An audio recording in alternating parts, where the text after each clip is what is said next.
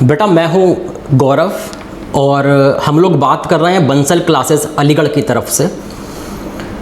यहाँ पर आज का जो लेक्चर है ये इसमें हम कुछ हार्ड एंड फास्ट कोई बड़ा सा कोई कॉन्सेप्ट, कोई बड़ा सा रूल, कोई बड़ा सा चैप्टर नहीं बताने वाले हैं।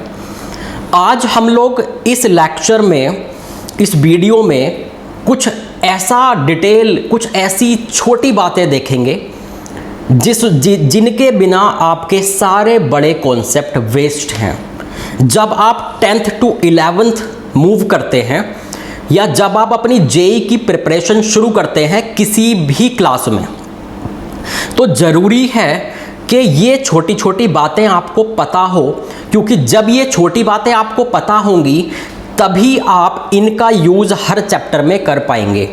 इसे कुछ लोग बेसिक मैथमेटिक्स भी बोल सकते हैं, क्योंकि जैसे छोटी क्लासेस में एडिशन, मल्टीप्लिकेशन, सब्ट्रैक्शन, इन सबको बेसिक बोला जाता है मैथ्स का, तो ऐसे ही हम जो यहाँ पर बात कर रहे हैं, हम जो इन कॉन्सेप्ट्स की बात कर रहे हैं, इन्हें भी जेई की सारे करिकुलम का बेसिक बोला जाएगा। ऐसा कोई चैप्टर नहीं होगा जिसमें इनका यूज ना हो, इसलिए इनको बड़े ध्यान से पढ़ें। दूसरी बात, कोई भी बुक क्लियरली इनको ज़्यादा डिटेल में नहीं लिखती, क्योंकि कोई भी बुक सिर्फ चैप्टर पर, फॉर्मूला पर और बड़े कॉन्सेप्ट पर ध्यान देती है। लेकिन अगर आप सिस्टमैटिक प्रिपरेशन करना चाहते हैं तो इनकी ज़रूरत पड़ेगी, इनके बिना आपकी सारी प्रिपरेशन वेस्ट है। ठीक है, तो शुरू करते हैं कि हम यहाँ पर क्या क्या पढ़ेंगे।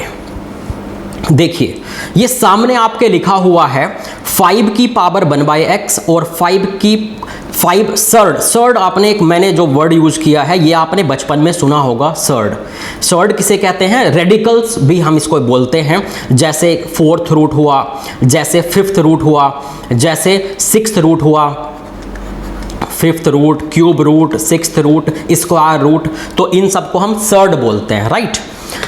अब हम बचपन से ये बात पढ़े हुए होते हैं कि हमारे पास, जैसे मान लीजिए मेरे पास 5th रूट है किसी का, तो उसको हम x की पावर 1/5 लिख सकते हैं। ये हमने पहले से पढ़ा होता है, तो हम ये सोचने लग जाते हैं कि ये दोनों सेम है, लेकिन नहीं, ऐसा नहीं है। ये दोनों सेम बिल्कुल भी नहीं है, ये इन दोनों में डिफरेंस है। हाँ, अगर दोनों में x को ऐसा पुट किया जाए जिस पर दोनों डिफाइंड हो, फिर से सुनिए, अगर x की वैल्यू ऐसे पुट की जाए जिस पर ये दोनों ही टर्म डिफाइंड हो, अपनी बेसिक डेफिनेशन को सेटिस्फाई करती हो, तब इन दोनों की वैल्यू सेम है।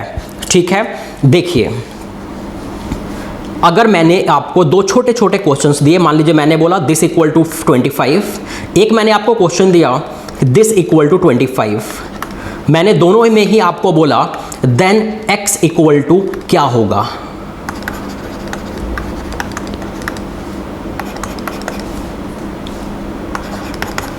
आपको यही आदत बेटा होती है, जब दोनों तरफ बेस इक्वल होता है तो आप कंपेयर करा देते हैं दोनों साइड में, और यहां से वैल्यू क्या आ गई बेटा? 1/2।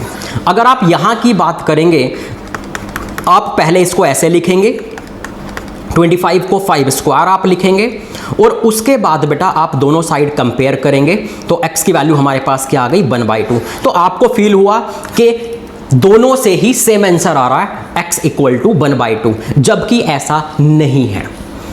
रियलिटी क्या है, अब आप वो देखिए।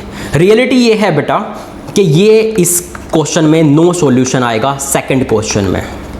हाँ, पहले वाले का आंसर करेक्ट है, लेकिन दूसरे वाले का सॉल्यूशन नहीं आएगा। क्योंकि बेटा अब हम, जब हमारे x की वैल्यू 1/2 आ गई, हमने जब वापस जा करके देखा, हमने देखा x कहाँ है? x इस सर्ड का इंडेक्स है, x is index of this surd. और ये हम बात भूल जाते हैं छोटी छोटी क्लासेस की, हम कोई बात ध्यान नहीं रखते। हमें लगता है कि जेई की प्रिपरेशन करनी है तो हमें सिर्फ 11th 12th को ही डिटेल में पढ़ना है या और उससे ऊपर की चीज़ें पढ़नी है, लेकिन ऐसा नहीं है। अभी आप देखेंगे, आपने 8th 9th या 10th क्लास में कहीं देखा होगा कि index of surd must be a natural number. कहीं भी आपके पास अगर इस तरह से कुछ लिखा है तो ये जो इंडेक्स है x, this must be a natural number. वहाँ कुछ बार ऐसे भी लिखा होता है कि this must be natural number greater than equal to 2। चलिए ग्रेटर देन इक्वल टू 2 पे भी को बाद में सोच लेंगे। तो इंडेक्स का जो सर्ड का इंडेक्स है वो हमेशा नेचुरल नंबर होना चाहिए। इसका मतलब क्या हुआ कि ये x तो इंडेक्स का सर्ड दिया हुआ था क्वेश्चन में, इसका मतलब x की वैल्यू 1/2 वहाँ पर नहीं चल पाएगी, x की वैल्यू आप 1/2 वहाँ पर पुट नहीं कर पाएंगे, इसलिए हमें इसको रिजेक्ट करना पड़ा। तो एक ही हमारा सॉल्यूशन आया था और उसी को रिजेक्ट करना पड़ा, तो फाइनली क्या हो गया, नो सॉल्यूशन हो गया। तो समझ गए बात को कि हमें किसी भी क्वेश्चन को सॉल्व करने के बाद, चाहे हम किसी भी चैप्टर में हों, जो x की वैल्यूज आती हैं हमें फिर वापस से चेक करना पड़ता है अपनी इक्वेशन को। उसमें अगर कोई स्पेशल केस दिया होता है जैसे सर्ड है, लोगरिथम है, न्यूमरेटर अपॉन डिनोमिनेटर है, स्क्वायर रूट है, तो इन सबको वापस से हमें चेक करना होता है। तो x की अगर कोई ऐसी वैल्यू हमारे सॉल्यूशन में आ रही है जिस पर ये एग्जिस्ट नहीं करेंगी वो टर्म, तो उसे हमें रिजेक्ट करना पड़ता है। तो समझ गए बेटा कि दोनों में डिफरेंस है। अब तक बचपन से हम दोनों को सेम समझते आ रहे हैं, दोनों की वैल्यू सेम है लेकिन उन x के लिए जिन पर दोनों एग्जिस्ट करते हो। ठीक है, अगर x यहाँ नेचुरल नंबर होता तो 5 की पावर 1/x और x रूट ऑफ 5 दोनों सेम हो जाते हैं। ठीक है, नेक्स्ट। अब कई बार हमें ऐसा और फील होता है कि हमारे पास जब बेस सेम है तो कंपेयर कैसे करें, जब बेस सेम है तो कंपेयर कैसे करें। तो हमारी आदत अभी तक सिर्फ यही होती है कि जब हमारे पास बेस सेम है, जब हमारे पास बेस इक्वल है दोनों साइड में, तो हम पावर्स को कंपेयर करते हैं सिर्फ, जबकि ऐसा नहीं है। पावर्स को आप कंपेयर करेंगे, आप कुछ और भी कर सकते हैं साथ में, आपको और भी करना पड़ेगा। आप पावर को कंपेयर करेंगे, यहां से कुछ वैल्यूज आएंगी, इसको फैक्टराइज करके देखते हैं बेटा। ये आ गया 10x² minus 5x plus 2x minus 1 equal to 0, means ये आ गया बेटा 5x plus 1 and 2x minus 1 equal to 0। तो x की वैल्यू क्या क्या आ गई बेटा, -1/5 एंड 1/2।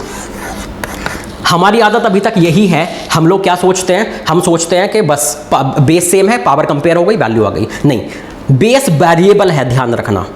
जब बेस वेरिएबल हो, भले इक्वल हो, तो पावर के साथ में बेस को भी कंपेयर करवाना है। फिर से सुनिए, जब बेस वेरिएबल हो तो पावर के साथ में बेस को भी कंपेयर करवाना है। पावर सेम होकर तो वैल्यू आएंगी ही x की, साथ में बेस को से कंपेयर करके भी कुछ वैल्यूज आएंगी। देखिए, जब आपने बेस को कंपेयर करवाया तो x ऐसे कंपेयर नहीं करवाना है, बेस 1 होगा, 1 भी हो सकता है, या फिर बेस 0 भी हो सकता है। जब बेस सेम हो तो पावर को कंपेयर करवाएं ही, साथ में बेस को 1 और 0 भी करवा के देखें। ठीक है, 1 या -1 दोनों करवाना चाहिए वैसे, लेकिन यहां क्योंकि हमारे पास क्या है बेटा, मॉडुलस है, वो नेगेटिव दे नहीं सकता, इसलिए मैंने सिर्फ इतना करवाया। तो यहां से क्या आ गया, x - 2 इक्वल टू +-1। ये आप मोड के बारे में जानते हैं, इक्वल टू +- लग जाता है अगर मोड के इक्वल टू में एक पॉजिटिव क्वांटिटी है। एक बार आपने प्लस लिया, एक बार आपने माइनस लिया, तो x - 2 equal to 1 and x - 2 equal to -1। यहां से आ गया बेटा x इक्वल टू 1, यहां से आ गया मेरे पास x इक्वल टू 3। ये दो सॉल्यूशन हो गए। अब मैं बात करूं और आगे की, तो x - 2 को जब आपने 0 किया तो कितना आ गया बेटा, x - 2 equal to 0, x equal to 2।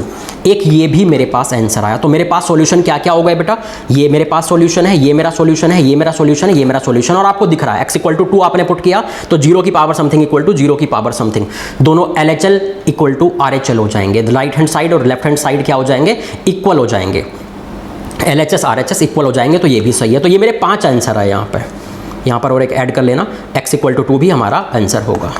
तो समझ रहे हैं बेटा कि बेस सेम होने पर सिर्फ पावर को कंपेयर नहीं करना है, साथ में बेस को भी कंपेयर करना है अगर बेस इक्वल हो तो, बेस अगर वेरिएबल हो तो। ठीक है, और नेक्स्ट देखिए, इसमें भी कुछ और भी कॉन्सेप्ट हैं। जैसे मान लीजिए मेरे पास ये है, यहाँ पर दिया हुआ है।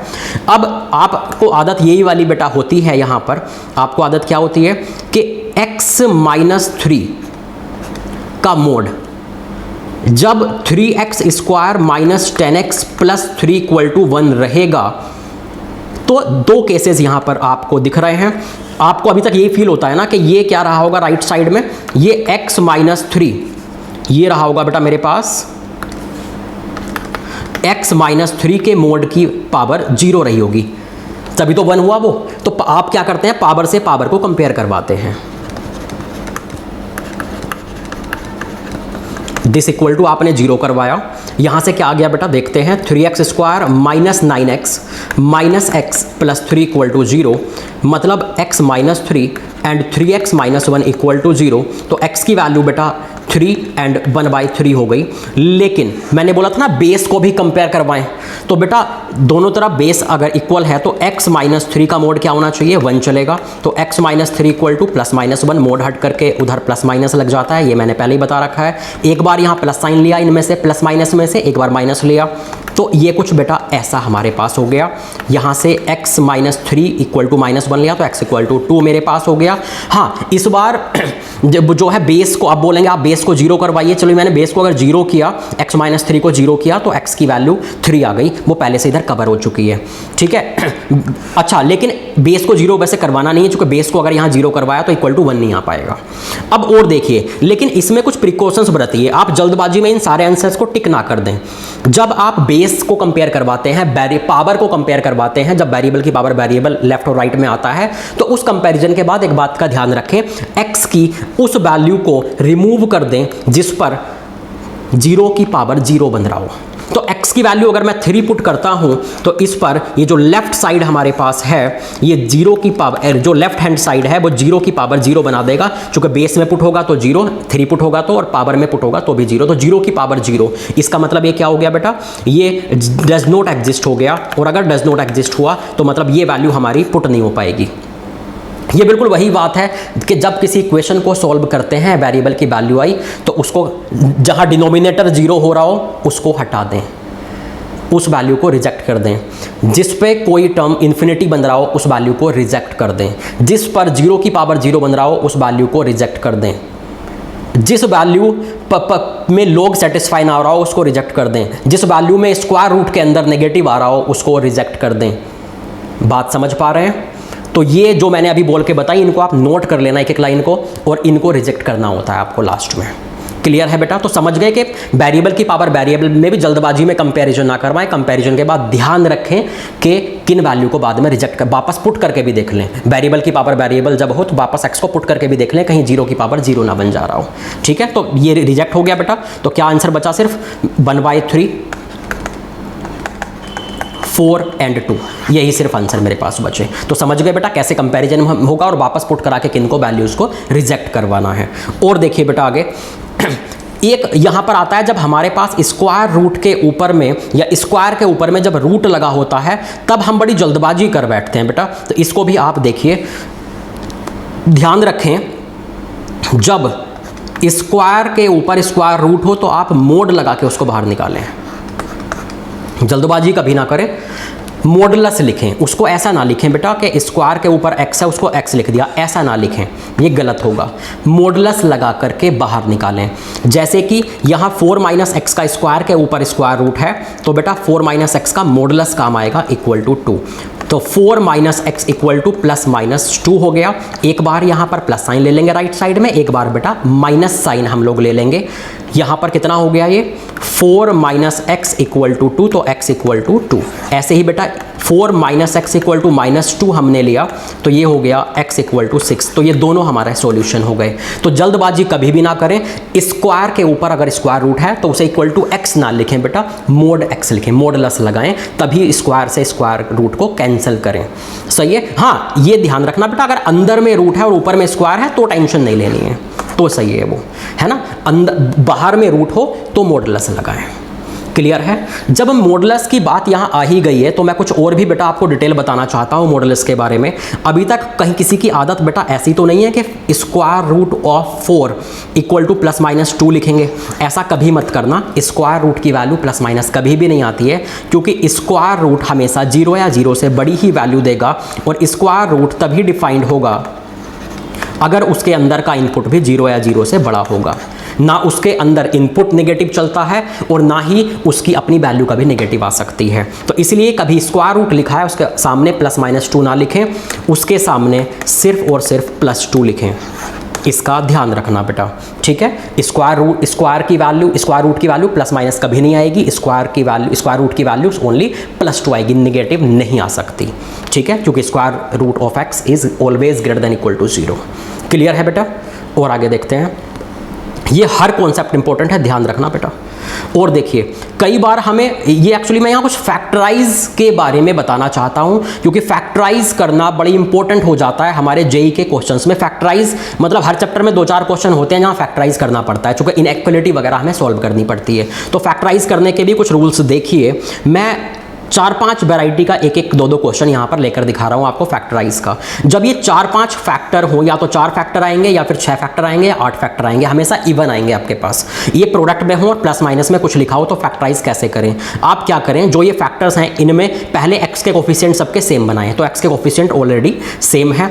एक्स के कोफिशिएंट सेम बनाने के बाद बेटा आप यहाँ पर जो सबसे छोटी वैल्यू है एक्स के साथ प्लस माइनस में लिखी हुई, जो x के प्लस में लिखी हुई सबसे छोटी वैल्यू और सबसे बड़ी वैल्यू है, उनको आपस में मल्टीप्लाई करें। फिर ऐसे ही जो इधर से लेफ्ट से सेकंड वैल्यू है और राइट से सेकंड वैल्यू है, उनको आपस में मल्टीप्लाई करें। जब x + 1 x + 4 को मैंने मल्टीप्लाई किया तो ये आ गया बेटा x + 5x + 4। ऐसे ही जब रिमेनिंग 2 को मैंने मल्टीप्लाई किया, x² + 5x + 6 - 8। समझ गए आप किस किस को मल्टीप्लाई करना है? आप चाहें तो वैल्यू के बढ़ते या घटते हुए क्रम में लिख लीजिए, फिर पहले सबसे छोटे और सबसे बड़े को आपस में मल्टीप्लाई कराएं। ऐसे ही लेफ्ट से सेकंड और राइट से सेकंड उनको आपस में मल्टीप्लाई कराएं। अगर 6 होते तो लेफ्ट से थर्ड, राइट से थर्ड वाले को आपस में मल्टीप्लाई करवाते। इसका फायदा ये होता है कि कुछ एक जैसा बन जाता है। मान लीजिए ये वाला जो पोर्शन है यही इसमें भी बन रहा है। मैं इसको अगर थोड़ी देर के लिए टी लेट कर लेता हूँ, कुछ नया नाम दे देता हूँ टी, तो ये आ गया टी इंटू ये क्या हो गया बेटा t + 2 - 8। तो आपका दिया हुआ जो ये पोलिनोमियल था ये इसमें कन्वर्ट हो गया, ये हो गया t² + 2t - 8। ये बेटा फैक्टराइज हो रहा है, ये हमारे पास फैक्टराइज हो गया। अब तो t + 4 एंड t - 2। अब जब फैक्टराइज हो गया फिर t को वापस ले आइए। ये t क्या था, इसको आपने t लिया था, तो t को आप वापस कर दीजिए। तो ये क्या हो गया बेटा, ये ऐसे हो गया। और क्वाड्रेटिक चैप्टर आपको बहुत अच्छे से पता होता है। क्वाड्रेटिक में आप पहुंचने के बाद आप खुद से ये सब कुछ कर सकते हैं। क्लियर है बेटा बात?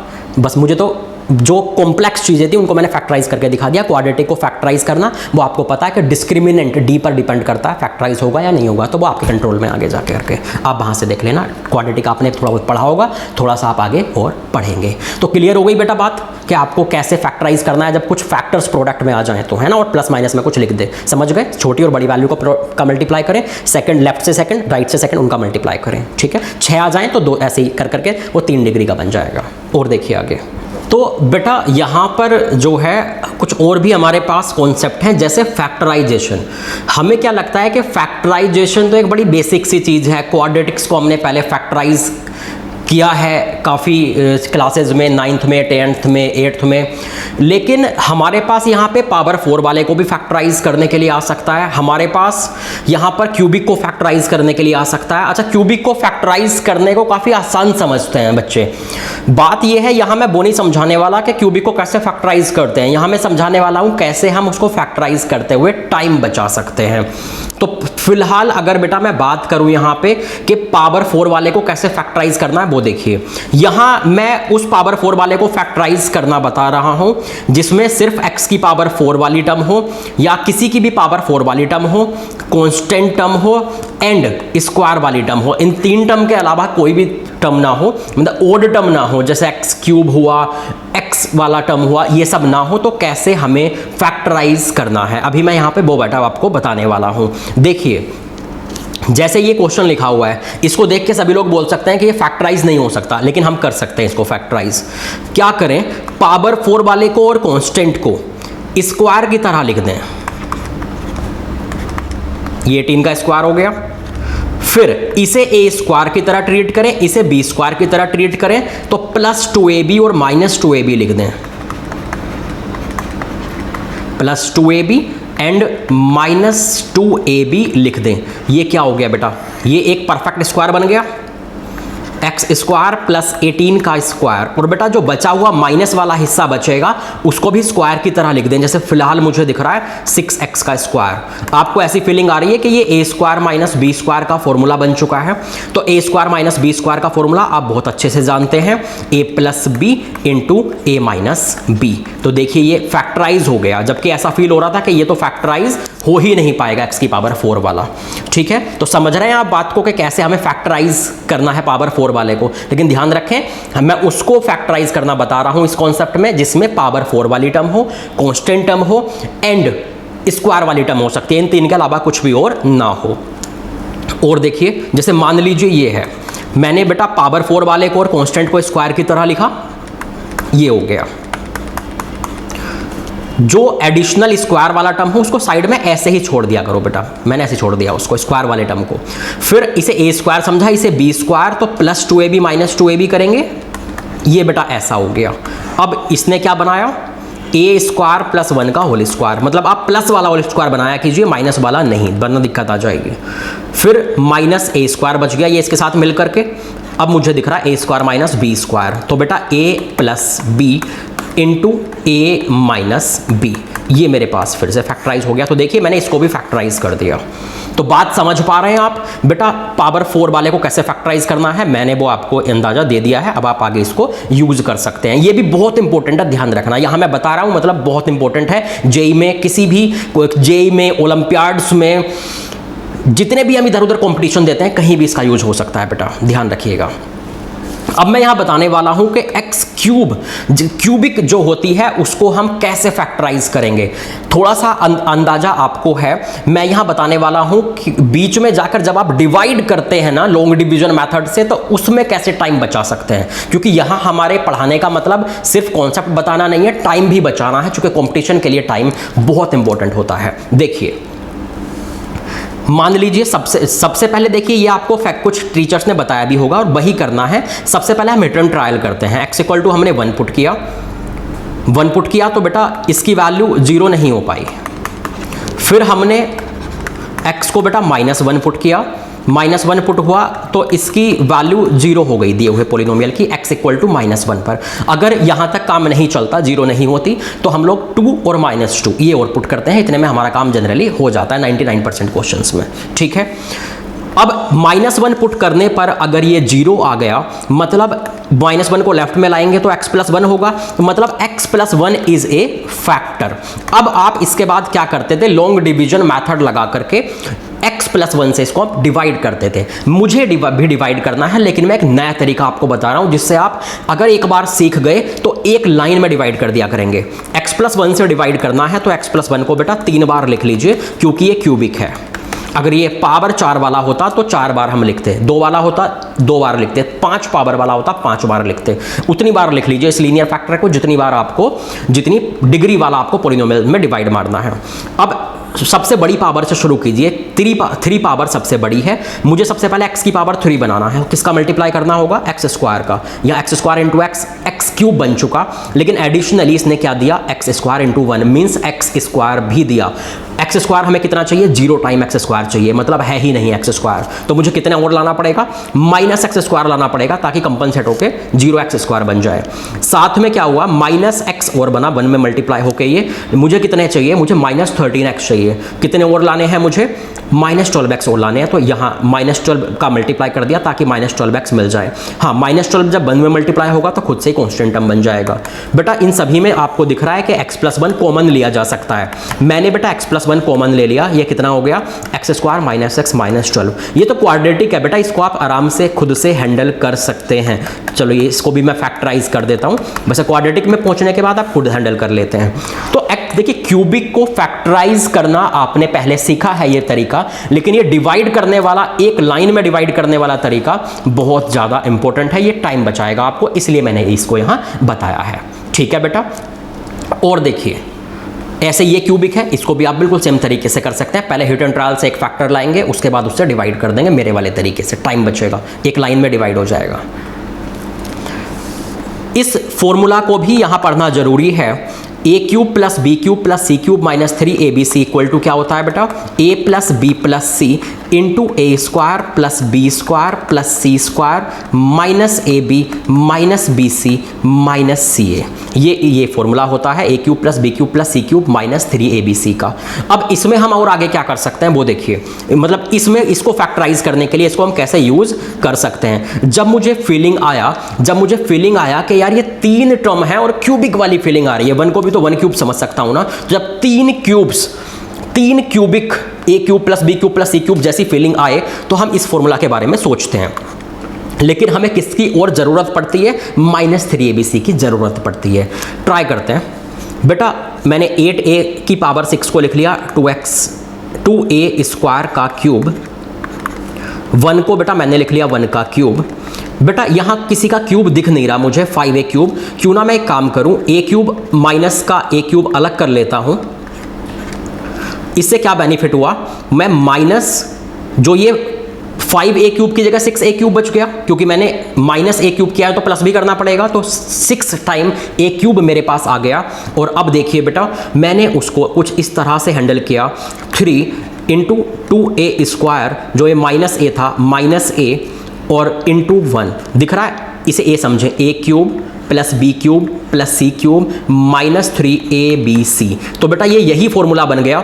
इसका क्या होता था formula, a plus b plus c, तो ऐसे हो गया, into a square plus b square plus c square means तीनों के स्क्वायर का सम, ये बेटा ऐसे हो गया, minus a b minus b c minus c a. तो ये बेटा कुछ हमारे पास इस तरह से आ चुका है, हो गया बेटा देखिए फैक्टराइज। तो जब 3 क्यूब्स का सम दिखे कहीं पर तो हम इस फॉर्मूला के बारे में सोच सकते हैं, ठीक है। अब ये जो इनटू में लिखा है इसके बारे में भी बेटा मैं अभी बताऊंगा आगे, है ना, इसके बारे में। ये भी एक बहुत अच्छा एक्सप्रेशन है, जाना पहचाना एक्सप्रेशन है, इसका भी काफ़ी यूज होता है। फिलहाल इसको देखिए, something plus 1 by something, something plus 1 by something को आप कैसे हैंडल कर सकते हैं, आप ये देखिएगा। देखिए बेटा हमारे पास अगर कुछ भी एक लिखा हुआ आ जाए और प्लस उसका 1 अपॉन लिखा हुआ आ जाए तो उसे कैसे हैंडल करना है वो सुनिए। एक्स स्क्वायर कुछ भी लिखे और प्लस में उसका 1 अपॉन लिखे तो ध्यान रखना उसकी वैल्यू 2 या 2 से बड़ी होती है अगर ये पॉजिटिव हो तो। और बेटा समथिंग प्लस 1 बाय समथिंग की वैल्यू -2 या उससे छोटी होती है अगर ये 0 से छोटा हो, मतलब नेगेटिव हो तो इस बात का आप ध्यान रखें। ये काफ़ी टाइम आपका बचा सकता है। जैसे मान लीजिए कभी मेरे पास ये एक्सप्रेशन आ जाए दिस प्लस 1 बाय दिस, इसकी मैक्सिमम मिनिमम वैल्यू की मैं बात करने लगूँ तो मुझे दिख रहा है समथिंग प्लस 1 बाय समथिंग है और एक्स स्क्वायर प्लस 1 कभी नेगेटिव वैल्यू दे ही नहीं सकता। तो मैं इसका मतलब मैं समझ गया ये पॉजिटिव है तो इसकी वैल्यू 2 या 2 से बड़ी हो जाएगी। तो इसकी मिनिमम वैल्यू क्या हो गई, 2 हो गई। अगर इसकी मिनिमम वैल्यू मुझसे मांगी होती तो आप थोड़ा जल्दी बता सकते हैं चीज़ों को। जैसे मान लीजिए मेरे पास आया कि log AB की वैल्यू कहाँ से कहाँ जाएगी, तो बेटा यार ऐसे नहीं, ऐसे लिखता है वो अक्सर, ऐसे log AB plus log B है। तो बेटा आप समझते हैं कि इसको हम कैसे हैंडल कर सकते हैं, log AB प्लस इसको मैं 1 अपॉन करके लिख सकता हूं ऐसे।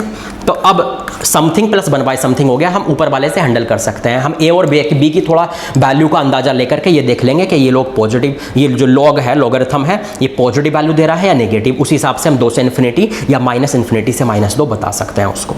समझ गए बेटा, समथिंग प्लस 1 बाय समथिंग की मिनिमम मैक्सिमम वैल्यू निकालते हुए हम किसकी हेल्प लेंगे, हमारे पास ये भी एक कॉन्सेप्ट है बेटा, a square plus b square plus c square minus a b minus b c minus c a. इसका ध्यान रखें कि इसकी वैल्यू अगर ए बी सी तीनों इक्वल हैं तो इसकी वैल्यू 0 होती है, वरना ए बी सी की कोई भी वैल्यू दी हो इनकी वैल्यूज़, इसकी वैल्यू हमेशा पॉजिटिव ही होती है। मतलब ये कभी भी नेगेटिव नहीं हो सकता। A square plus b square plus c square minus a b minus b c minus c a कभी भी नेगेटिव नहीं हो सकता, ठीक है। मैं इसके बारे में ये भी बता सकता हूँ ऐसा क्यों है। मान लीजिए कि अगर मैं 2 का मल्टीप्लाई डिवाइड करता हूँ इसमें तो क्या होगा बेटा, इस एक्सप्रेशन में तो 2a square plus 2b square plus 2c square minus 2ab minus 2bc minus 2ca हो जाएगा। और बेटा एक a स्क्वायर एक b स्क्वायर और माइनस 2ab को लेकर के एक ऐसा एक्सप्रेशन बनेगा। ऐसे ही बेटा मैंने 2 का मल्टीप्लाई किया था तो डिवाइड भी करना पड़ेगा। ऐसे ही बेटा एक बन जाएगा b माइनस सी का स्क्वायर, एक बन जाएगा c माइनस ए का स्क्वायर। तो बाकी आप समझते हैं बाकी बेटा आप समझते हैं यहाँ पर कि ये क्या होगा मेरे पास, ये 3 इसका स्क्वायर का सम, स्क्वायर्स कभी नेगेटिव नहीं हो सकते हैं, ठीक है। तो यहाँ से ये कॉन्सेप्ट मेरा बनेगा कि अगर तीनों इक्वल हुए तो एक a minus B, B minus C, C minus से तीनों जीरो हो जाएंगे, अदरवाइज पॉजिटिव वैल्यू देंगे, ठीक है बेटा। और ये कॉम्पोनेंडो एंड डिविडेंडो आपकी बचपन की पढ़ी हुई बेटा प्रॉपर्टी है कि अगर हमारे पास a upon b equal to c upon d दे तो हम क्या करेंगे, चाहें तो ऊपर में दोनों तरफ सम लिख दीजिए और नीचे में इनका डिफरेंस लिख दीजिए दोनों साइड में। आप चाहें तो डिफरेंस को ऊपर और सम को नीचे भी लिख सकते हैं, लेकिन दोनों तरफ सेम काम करना। तो ये हमारी एक प्रॉपर्टी हो जाती है, ठीक है बेटा।